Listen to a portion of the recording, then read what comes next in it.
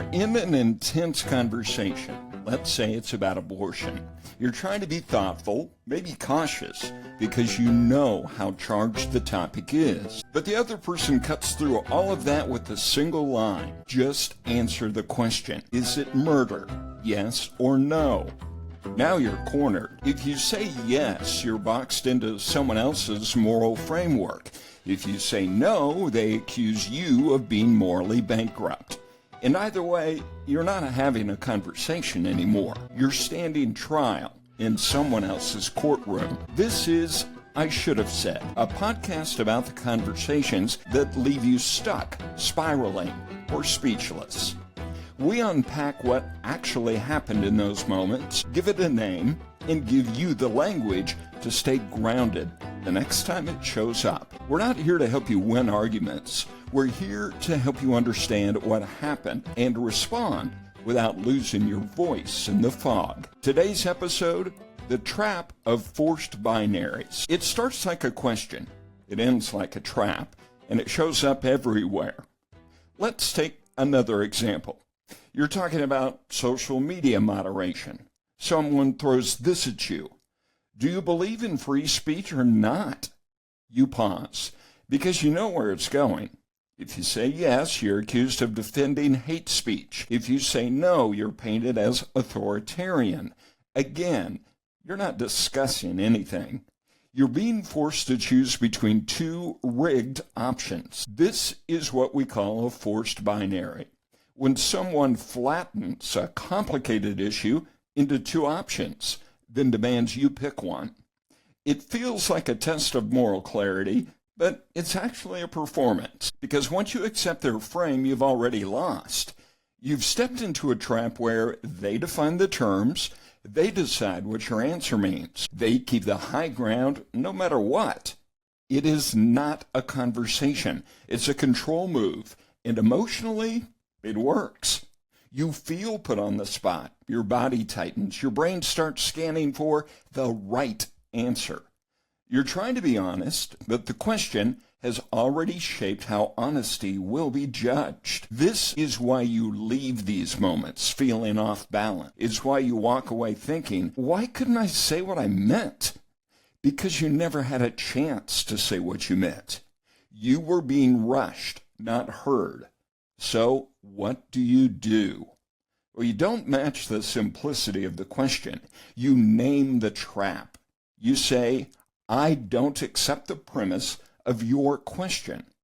That's not a yes or no issue, and pretending it is won't help either of us. If you want to talk, I'm in, but not like this. Those aren't evasions. They're boundaries. They take the control back, not to win, but to reset the frame. And here's the thing. This isn't just about online arguments or political debates. This kind of trap, the forced binary, it's not new. People have been using moral oversimplification to control conversations for thousands of years. Socrates spent his life refusing to play this game. He didn't give yes or no answers. He asked questions. He made people uncomfortable. He peeled things apart. And for that, for refusing to say what they wanted to hear, they killed him. It's always dangerous to say that's not a real question. Aristotle went a different direction. He didn't reject morality. He restructured it. He believed that virtue wasn't found in slogans or extremes. It was found in discernment, in practicing judgment between cowardice and recklessness, between indulgence and denial. He gave us the idea that morality isn't a switch. It's a balance, a craft. So when someone demands a yes or no, what they're really demanding is allegiance. But real ethics is not allegiance. It's attention. There's a belief out there, especially in some fundamentalist religions or absolutist politics, that true morality is always crystal clear, that if you're good, you'll just say, yes, that's evil. No, that's righteous. Full stop. And if you hesitate, if you ask for context, You must be morally soft, maybe even dangerous. But here's the truth. Complexity is not compromise. It is precision. Saying it depends is not avoiding truth. It's respecting its weight. Mature ethics requires judgment, not reflex. Because when you flatten everything into good or evil, you don't make people better. You make people afraid. Afraid to think, afraid to speak, afraid to be misunderstood.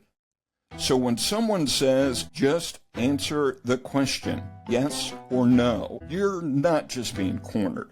You're being pulled into a worldview where speed equals strength and nuance equals betrayal. But you don't have to go. You can say, that's not a question. That's a setup. I've thought too deeply about this to play that game. And that's not arrogance.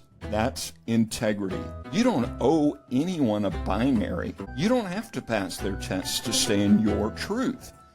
And you're not avoiding clarity when you reject the trap. You're creating it. This is I Should Have Said, where we don't just talk about what went wrong, we name it, we learn from it.